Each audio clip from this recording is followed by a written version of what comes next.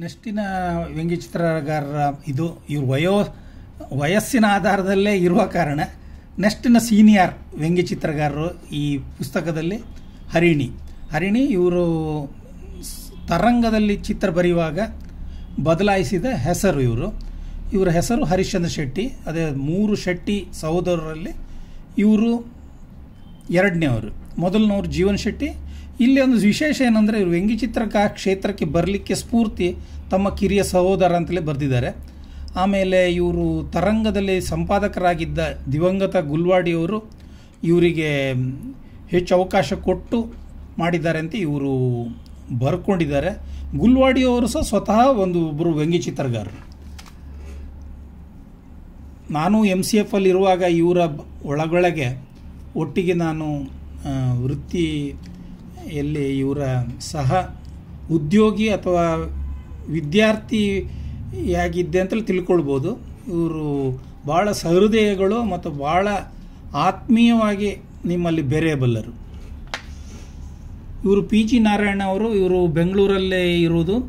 ಇವರು 21 ವರ್ಷ ಕಾಲ ಬೆಂಗಳೂರು ಸಿಟಿ ಕೋಆಪರೇಟಿವ್ ಬ್ಯಾಂಕ್ನಲ್ಲಿ ಲೆಕ್ಕಾಧಿಕಾರಿಯಾಗಿ ನಿವೃತ್ತಿ ಹೊಂದಿದ್ದಾರೆ. ಇದು ನಾನು ತಿಳ್ಕೊಂಡಿದ್ದೇನೆ ಈ ಪುಸ್ತಕದ ವಿಡಿಯೋ ನೋಡುವಾಗ. ಈ ಪುಸ್ತಕವನ್ನು ನೀವು ಓದ್ಬೋದು ಮತ್ತು ಕೇಳ್ಬೋದು ಅಂತ ನಾನು ಇದನ್ನು ಒಂದು ಟಿಪ್ಪಣಿ ಸಹ ಕೊಡ್ತಾ ಇದ್ದೇನೆ. ಇವರು ಜೇಮ್ಸ್ ವಾಜ್. ಇವರು ಜೆ ಅಂತ ಹೆಸರಲ್ಲೂ ಸಹ ಚಿತ್ರ ಬರೆದಿದ್ದಾರೆ ಜಾಗ ಇಲ್ಲದೆ. ಇವರು ಉತ್ತಮ ಚಿತ್ರಗಾರರು, ವ್ಯಂಗ್ಯ ಭಾವಚಿತ್ರಗಾರರು ಮತ್ತು ಕಾರ್ಟೂನ್ಸ್ ಅಂದರೆ ಯಾವುದೇ ಬರಹ ಇಲ್ಲದ ವ್ಯಂಗ್ಯಚಿತ್ರಗಳನ್ನು ತುಂಬ ಬರೆದಿದ್ದಾರೆ. ಇವರು ಹಲವಾರು ಬಹುಮಾನ ಪಡೆದಿದ್ದಾರೆ. ಇವರು ಉಡುಪಿಯಲ್ಲಿದ್ದಾರೆ. ಇವರು ಅಕ್ಷರ ವಿನ್ಯಾಸದಲ್ಲಿಯೂ ಸಹ ತುಂಬ ಇವರು ಪರಿಣತಿಯನ್ನು ಪಡೆದಿದ್ದಾರೆ. ತರಂಗದ ಹಲವಾರು ಕವರ್ ಪೇಜಿನ ಅಕ್ಷರದಲ್ಲಿ ಬರೆಯುವುದರಲ್ಲಿ ಸಹ ಇವರು ನಿಷ್ಣಾತರಾಗಿದ್ದಾರೆ. ಇವರ ಸಾಧನೆಗಳು ಇಲ್ಲಿ ನೀವು ಕಾಣಬಹುದು.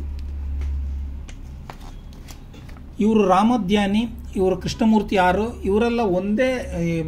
ನಿಮ್ಮಲ್ಲಿ ಶಿವಮೊಗ್ಗದಲ್ಲಿ ಹಲವಾರು ವ್ಯಂಗ್ಯಚಿತ್ರಗಾರಿದ್ದಾರೆ. ನಿಮ್ಮ ಸಾಹಿತಿಗಳು ಸಹ ಹೆಚ್ಚು ಸಾಹಿತಿಗಳು ಹೇಗೆ ಶಿವಮೊಗ್ಗದ ಊರಿಂದ ಜಿಲ್ಲೆಯಿಂದ ಬಂದಿದ್ದಾರೋ, ಲಂಕೇಶು, ಹಲವಾರು ಮಂದಿ ಹೇಗೆ ಜಿಲ್ಲಾವಾರವಾಗಿ ಸಾಹಿತಿಗಳು ಹೆಚ್ಚು ಬಂದಿರುವುದು ಶಿವಮೊಗ್ಗ ಅಂತ ಹೇಳ್ತಾರೆ. ಹಾಗೆ ಕಾರ್ಟೂನಿಸ್ಟ್ಗಳು ಸಹ ಹೆಚ್ಚು ಶಿವಮೊಗ್ಗ ಜಿಲ್ಲೆಯಲ್ಲೂ ಇದ್ದಾರೆ. ಇವರು ರಾಮಧ್ಯಾನಿ, ಇವರು ಶಿವಮೊಗ್ಗದವರು. ಇವರ ರೋಡಿನಲ್ಲೇ ಹತ್ತಿರ ಇದ್ದವರು ನಂಜುಂಡಸ್ವಾಮಿ, ಇತ್ತೀಚೆಗೆ ಪ್ರಸಿದ್ಧರು. ನಮ್ಮ ಇವರು ಸಹ ಜೇಮ್ಸ್ ವಾಜ್ ಸಹ ಅದೇ ಶಿವಮೊಗ್ಗ ಕಡೆಯವರೇ. ಹೀಗೆ ಇವರು ಹೊಸದಿಂಕಂತರ ಪತ್ರಿಕೆಯಲ್ಲಿ ಭಾಳ ವರ್ಷದಿಂದ ಬರೀತಾರೆ. ಇವರು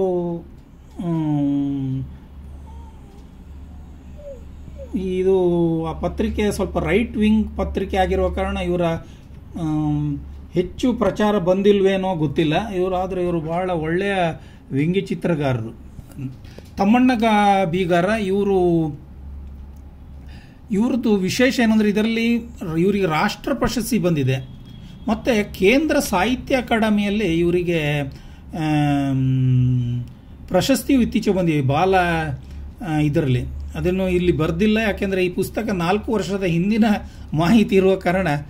ಇವರು ಪ್ರಸಿದ್ಧ ಶಿಶು ಸಾಹಿತ್ಯದಲ್ಲಿ ಸಹ ಅತ್ಯಂತ ಪರಿಣಿತಿ ಪಡೆದವರು. ಇವರ ಮಗ ಬೆಂಗಳೂರಲ್ಲಿದ್ದಾರೆ.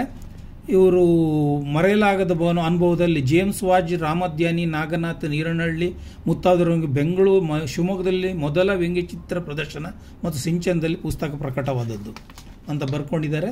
ಇವರು ಯಲ್ಲಾಪುರದವರು. ಇವರು ಕೋಮ್ರವಳ್ಳಿ ಶ್ರೀಧರ್. ಇವರು ಬ್ಯಾಂಕ್ ಉದ್ಯೋಗಿಯಾಗಿ ಇವರು ಹಲವಾರು ಮಕ್ಕಳಿಗೆಲ್ಲ ವ್ಯಂಗ್ಯಚಿತ್ರ ಕುರಿತು ಹಲವಾರು ಉಪನ್ಯಾಸಗಳನ್ನು ಕೊಡ್ತಾರೆ. ಮೆಟ್ರೋದಲ್ಲಿ ಇವರು ಚಿತ್ರ ಬರೆಯುತ್ತಾರೆ. ಮೆಟ್ರೋ ಅಂಕಲ್ ಅಂತ ಪ್ರಸಿದ್ಧಿಯಾಗಿದ್ದಾರೆ ಅಂತ ಅವರು ಹೇಳಿಕೊಂಡಿದ್ದಾರೆ. ಇವರು ಉಸಾಯಿ ನಿವೃತ್ತಿ ಬ್ಯಾಂಕ್ ಉದ್ಯೋಗಿ. ಇವರು ಅಶೋಕ್ ಜಾರಿ, ಇವರು ಧಾರವಾಡ ಕಡೆಯವರು. ಇವರ ಬರಹಗಳು ಇಲ್ಲಿ ಇದೆ. ಇವರು ಧಾರವಾಡದಲ್ಲಿದ್ದಾರೆ. ಇವರು ನಿವೃತ್ತಿ ಇಂಜಿನಿಯರು. ಸದ್ಯ ಶಿಕ್ಷಕ ವೃತ್ತಿಯಲ್ಲಿ ಸೇವೆ ಮಾಡ್ತಾರೆ ಅಂತ ಬರ್ಕೊಂಡಿದ್ದಾರೆ.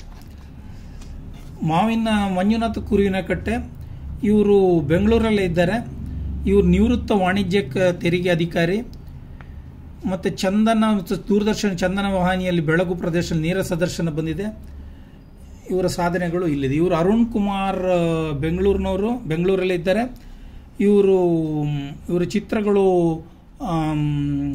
ಅತ್ಯಂತ ಬಹಳ ತ್ವರಿತವಾಗಿ ವ್ಯಂಗ್ಯ ಭಾವಚಿತ್ರ ಬರೆಯುವ ಪರಿಣತಿಯನ್ನು ಪಡೆದಿದ್ದಾರೆ. ಇವರ ಸಾಧನೆಗಳು ಇಲ್ಲಿ ಕಾಣ್ಬೋದು. ಇವರು ಡಾಕ್ಟರ್ ಜೆ ಬಾಲಕೃಷ್ಣ. ಇವರು ವ್ಯಂಗ್ಯಚಿತ್ರದ ಸಾಹಿತ್ಯದ ಬಗ್ಗೆ ಸಹ ತುಂಬ, ವ್ಯಂಗ್ಯಚಿತ್ರದ ಚರಿತ್ರೆಯ ಬಗ್ಗೆ ಸಹ ತುಂಬ ಬರೆದಿದ್ದಾರೆ. ಇವರು ಉತ್ತಮ ಬರಹಗಾರರು. ಆಮೇಲೆ ಇವರು ಲೇಖಕರು. ಇವ್ರದ್ದೇ ಆದ ಒಂದು ವೆಬ್ಸೈಟು ಸಹ ಇದೆ, ವೆಬ್ಸೈಟ್ ಅಥವಾ ಬ್ಲಾಗ್ ಇದೆ, ಅದರಲ್ಲಿ ಸಹ ಇವರು ಬರೀತಾರೆ. ಇವರು ಹಲವಾರು ಕ್ಷೇತ್ರಗಳಲ್ಲಿ ಇವರು ಕೃಷಿ ಪದವೀಧರ ಮತ್ತು ಕೃಷಿ ಸ್ನಾತಕೋತ್ತರ ಪದವಿಯಲ್ಲಿ ಪಡೆದಿದ್ದಾರೆ. ಇವರು ಪ್ರಸ್ತುತ ಬೆಂಗಳೂರಲ್ಲೇ ಇದ್ದಾರೆ, ಬೆಂಗಳೂರಿನವರೇ ಅವರು. ಇವರು ಬೆಂಗಳೂರಿನಲ್ಲಿ ಕಾಸರಗೋಡು ಮೂಲದವರು. ಇವರ ಶೈಲಿಯ ಚಿತ್ರಗಳನ್ನು ನೀವು ಗಮನಿಸಿರ್ಬೋದು.